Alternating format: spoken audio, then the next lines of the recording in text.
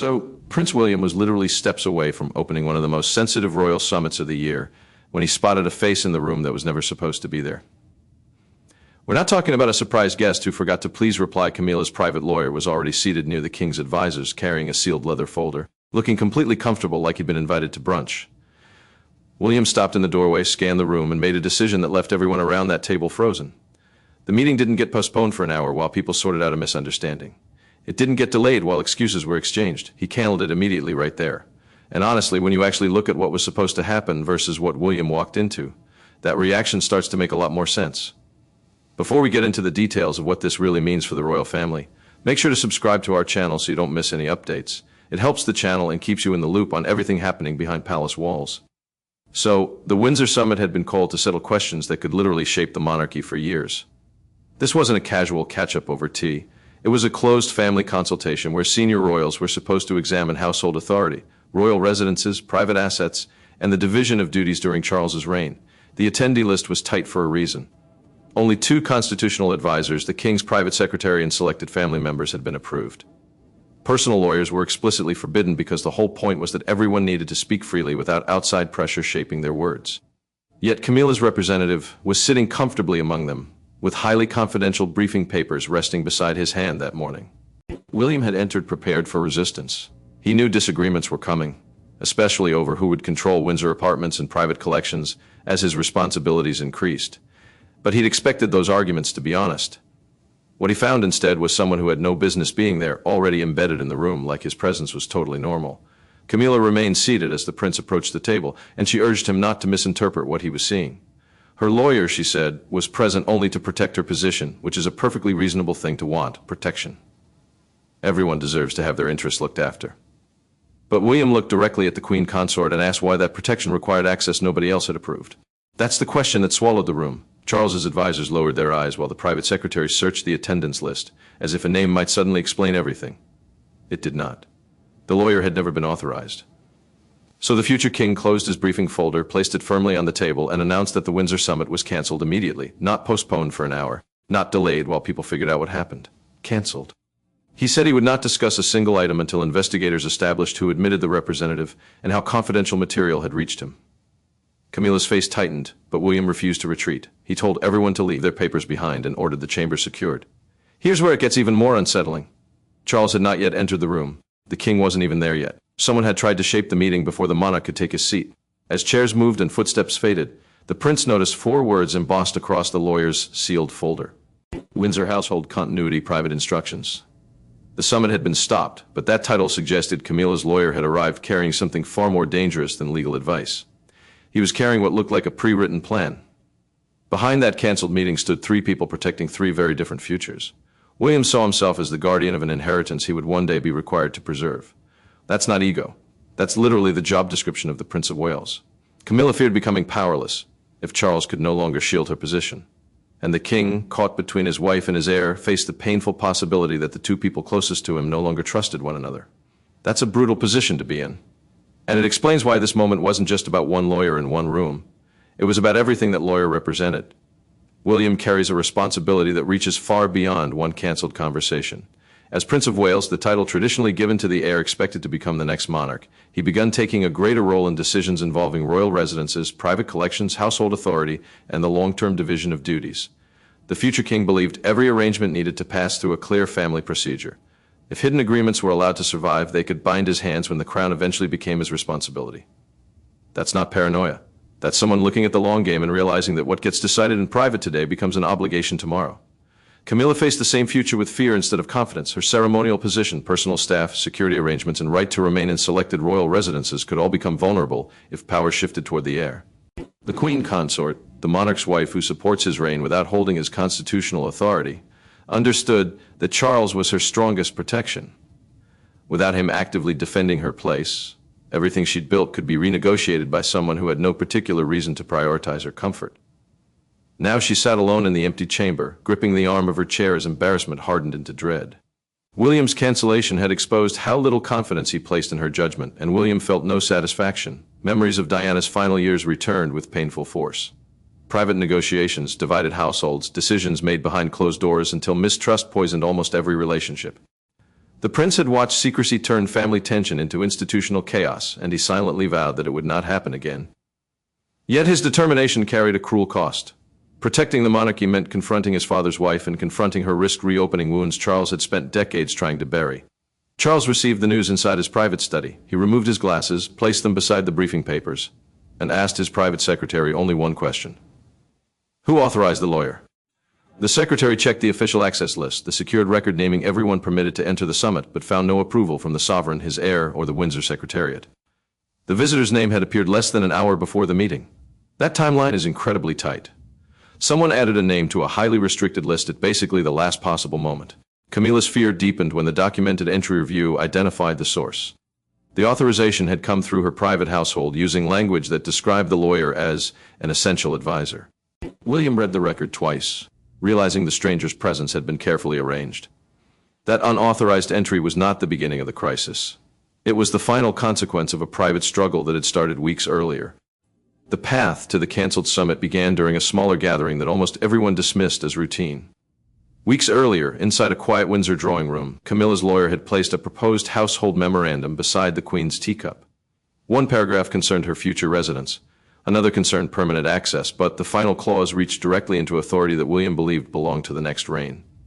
Tension had already been growing over who would supervise the Windsor apartments, ceremonial jewelry, personal staff, and invitations if Charles reduced his public duties for an extended period. A household memorandum was simply a written plan defining how royal staff, residences, and responsibilities would be managed. Yet this proposal was anything but simple. William had demanded that every suggested change be circulated before the Windsor summit. So the family could examine it together. The prince believed openness would prevent private interests from quietly becoming permanent royal policy.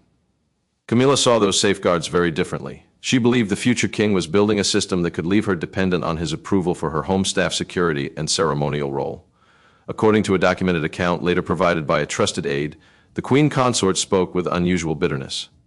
After one planning discussion, she insisted that she would never allow her future to rest entirely upon William's goodwill. Her lawyer listened carefully, then began preparing language designed to protect her influence beyond Charles's active reign. That's where the strategy shifted from concern into something more calculated. The decisive breach came 3 weeks before the cancelled summit. Camilla's representative attended a memorial planning meeting and presented a draft titled the Queen's Household Continuity Memorandum. The document proposed lasting control over selected Windsor rooms, certain staff appointments, and access to ceremonial possessions. Now, a memorial planning meeting normally organizes tributes, guest arrangements, and family responsibilities connected to a royal remembrance. It was never meant to settle future power.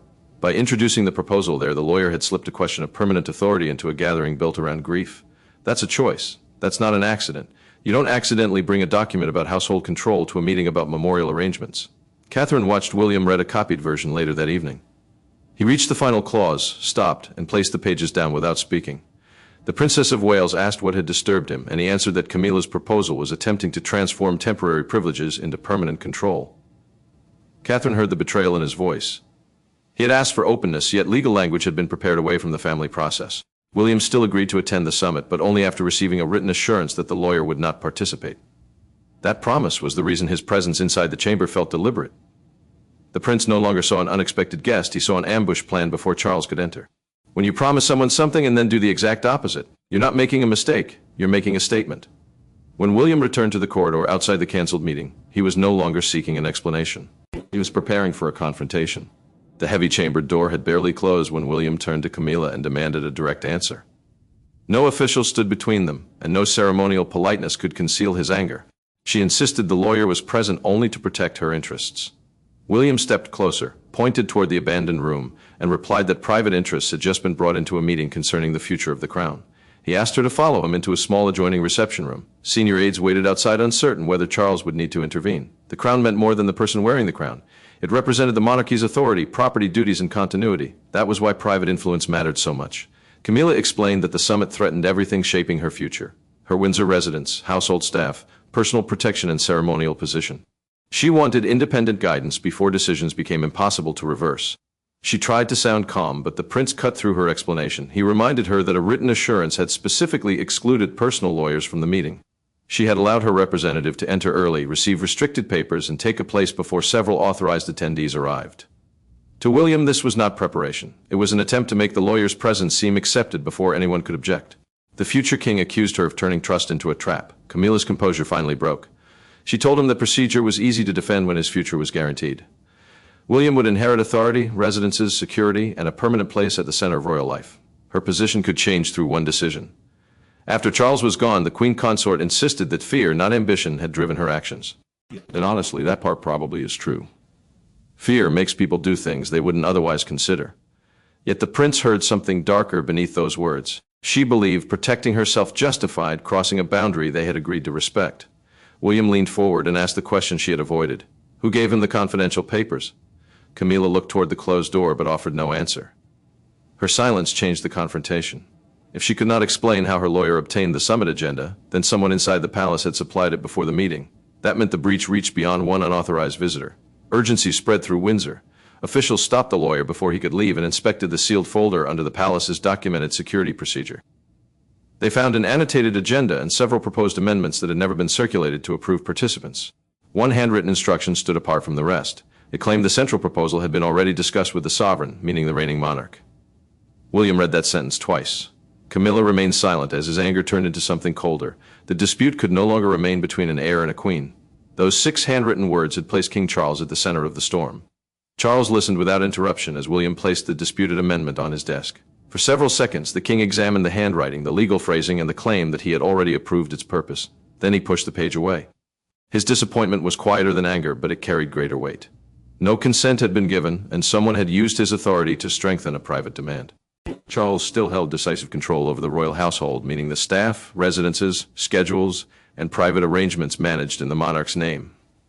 William's position as heir did not allow him to overrule his father, but it gave the prince a duty to challenge decisions that could destabilize the next reign. The king understood both sides. His wife feared losing her security, while his son feared inheriting obligations created through secrecy. One needed reassurance, the other demanded truth. Charles summoned his private secretary and ordered a complete access review. The senior official was told to examine guest approvals, document circulation, and every communication between Camilla's household and her lawyer. An access review was a formal check of who entered a restricted meeting and how that person obtained permission. The secretary left immediately, but the monarch remained unsettled. Protecting his wife from humiliation now meant risking the appearance that he was excusing what had happened. William chose his words with painful care. He told his father that Camilla had every right to seek protection for her home, staff, and personal future. The betrayal came from using royal authority without verified consent. The future king said the cancelled summit could have produced decisions shaped by someone whose identity and purpose had been hidden from the room. Charles heard no desire for revenge in his son's voice. That made the warning harder to dismiss. Charles finally confirmed what William needed to know. According to their recorded private conversation, he had discussed Camilla's future security. Only in general terms. The king had never approved permanent household powers, invited her lawyer, or allowed his name to be presented as proof of agreement. That answer cleared one mystery while creating another. Someone had deliberately transformed a broad conversation into supposed royal consent. A palace aide returned with the electronic access request and handed it directly to Charles. The digital record described Camilla's lawyer as a special constitutional advisor. Someone presented as offering guidance about the rules governing the monarchy. That label concealed his true role as her personal representative. William watched his father read the wording twice before setting the page down. Charles made his choice. He signed an immediate instruction, suspending every disputed proposal, and ordered a copy delivered to Camilla's private apartments. The king's signature settled the question of authority, but it also forced her to face how dramatically her position had changed. Camilla read the king's instruction alone beside a cold fireplace. First came the suspension of the household memorandum, then the removal of her lawyer from all internal consultations. Finally, there was a sentence requiring her private office to surrender every confidential summit paper before nightfall. She finished reading, folded the instruction once, and remained motionless as footsteps approached outside her door. The consequences arrived quickly. Windsor officials revoked the lawyer's visitor clearance, froze his access to internal documents, and ordered all future legal submissions to pass through Charles's official secretary. Visitor clearance was the formal permission required to enter restricted royal areas or attend private meetings. Losing it meant Camilla's representative could no longer move through the palace as an accepted advisor. The cancelled summit was also postponed indefinitely while officials investigated where the confidential material had reached anyone else without authorization. Camilla asked to see Charles immediately, hoping she could explain her fear before the paperwork defined her motives. The king refused through an aide. He said he needed to understand precisely what had occurred before speaking with her privately. That decision wounded the queen consort more deeply than the restrictions. For years she had depended on his willingness to hear her first. Now the monarch was placing distance between them because her judgment had made even private reassurance appear dangerous. William felt no victory. Catherine found him standing silently near a window, carrying the weight of what his decision had done to his father. The Princess of Wales, the wife of the heir who supports his public responsibilities, reminded him that allowing the meeting to continue would have placed the institution at greater risk. Still, the prince could not ignore Charles's pain. He had protected royal procedure, but that success had opened a wound inside his own family. Camilla's senior aide entered carrying a locked dispatch case. A dispatch case was a secure container used for sensitive official papers. The staff member opened it and produced copied agendas, handwritten notes, and an earlier version of the continuity memorandum. She explained through a documented account that the material had been gathered from the private office after Charles's surrender order arrived. One note immediately changed the meaning of everything. The instruction was brutally clear. Camilla's lawyer had been told to arrive before William so his presence would appear settled and become difficult to challenge once the heir entered. The Queen Consort read the line without speaking. Whether she had written it or merely allowed the plan to proceed, the strategy had been designed to trap the prince with appearances. Anne shared Reed the same instruction later that afternoon. The king closed the dispatch case and asked Camilla to meet him that evening with no advisors, lawyers, or household staff present. Every institutional shield had been removed. Husband and wife would now confront the betrayal in painfully personal terms. There were no secretaries taking notes when Camilla entered the king's sitting room. Charles stood beside the fireplace holding the instruction that had placed her lawyer inside the summit. She began with an explanation about fear and security, but he stopped her gently. The issue, he said, was not whether she deserved protection. It was why she had tried to obtain it through secrecy and as unverified authority.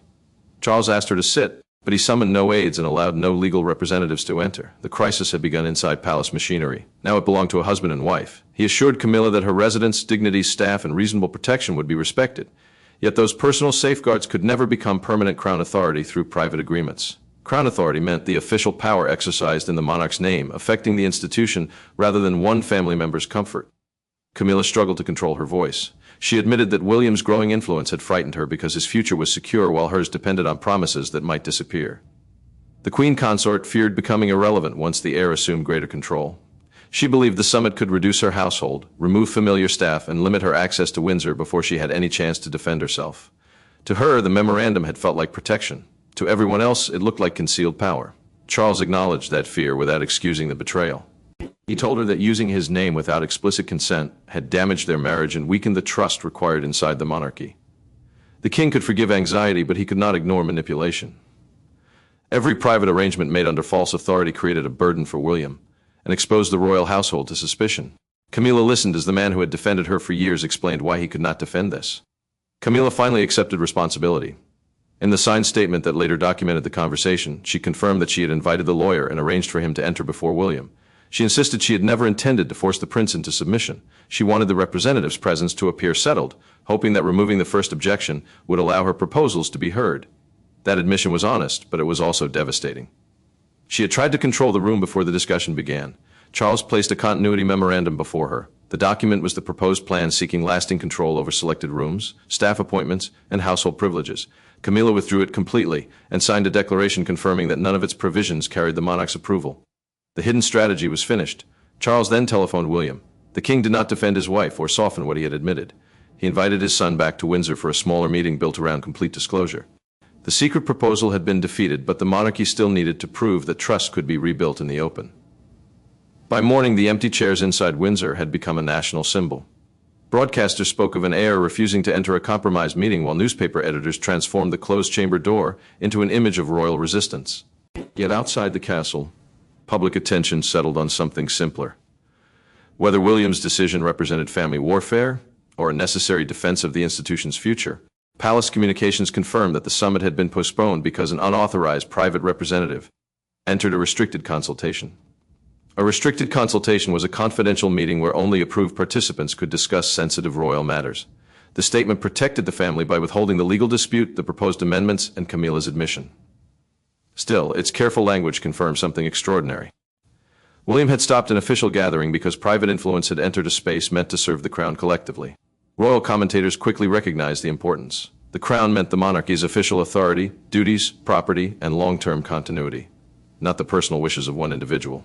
During a recorded morning broadcast, one constitutional analyst described the cancellation as a forceful warning that private legal interests could not shape royal decisions in secret. The prince had not merely walked away from Camilla. He had challenged a method of influence that threatened public confidence in the institution itself. William hated watching the family crisis dominate every discussion.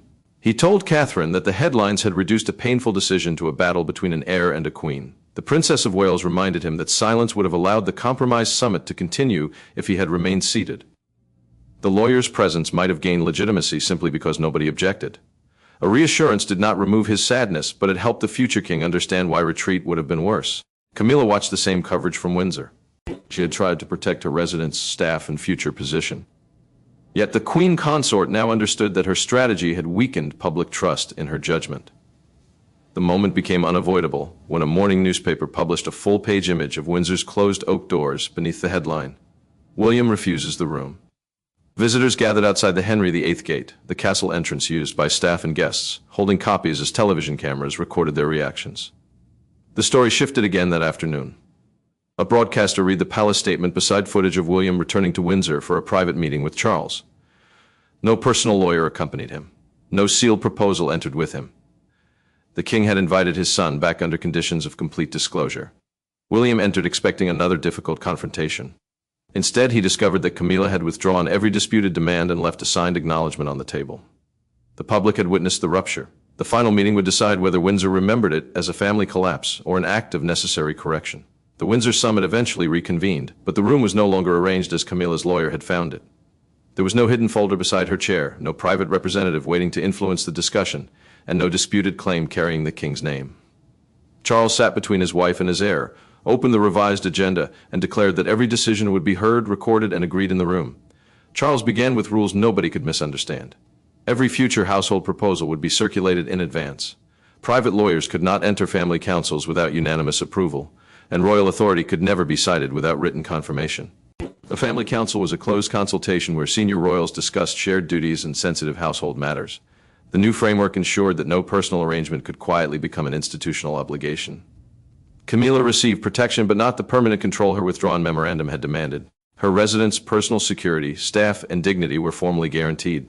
Yet her claim over selected Windsor rooms, future appointments, and continuing household authority was rejected. The queen consort would remain respected as Charles's wife, but she could not use that closeness to bind the next reign. For the first time since the crisis began, the boundary was unmistakable. William turned toward her and spoke without anger. Canceling the original summit, he explained, had never been intended to humiliate her. The prince had acted because allowing a compromise meeting to continue would have weakened his father's authority and the monarchy's credibility. Camilla accepted that fear had pushed her across a line. She apologized directly to Charles and his son, admitting that forgiveness could not instantly restore the trust she had damaged. Charles closed the signed agreement and delivered the final confirmation. According to the documented recovery report, every unauthorized copy of the earlier proposals had been collected and destroyed under official supervision. The king's announcement ended the immediate threat, but William's next decision revealed what kind of future leader he intended to become. William did not demand Camilla's exclusion from later discussions. Instead, the future king insisted that she remain present under exactly the same rules as everyone else. That was discipline, not revenge. Charles preserved his wife's dignity without surrendering his authority. Charles still held decisive control over the royal household, meaning the staff, residences, schedules, and private arrangements managed in the monarch's name. William's position as heir did not allow him to overrule his father, but it gave the prince a duty to challenge decisions that could destabilize the next reign. The king understood both sides. His wife feared losing her security, while his son feared inheriting obligations created through secrecy. One needed reassurance, the other demanded truth. Charles summoned his private secretary and ordered a complete access review. The senior official was told to examine guest approvals, document circulation, and every communication between Camilla's household and her lawyer. An access review was a formal check of who entered a restricted meeting and how that person obtained permission. The secretary left immediately, but the monarch remained unsettled. Protecting his wife from humiliation now meant risking the appearance that he was excusing what had happened. William chose his words with painful care. He told his father that Camilla had every right to seek protection for her home, staff, and personal future. The betrayal came from using royal authority without verified consent. The future king said the cancelled summit could have produced decisions shaped by someone whose identity and purpose had been hidden from the room. Charles heard no desire for revenge in his son's voice. That made the warning harder to dismiss. Charles finally confirmed what William needed to know. According to their recorded private conversation, he had discussed Camilla's future security. Only in general terms. The king had never approved permanent household powers, invited her lawyer, or allowed his name to be presented as proof of agreement. That answer cleared one mystery while creating another.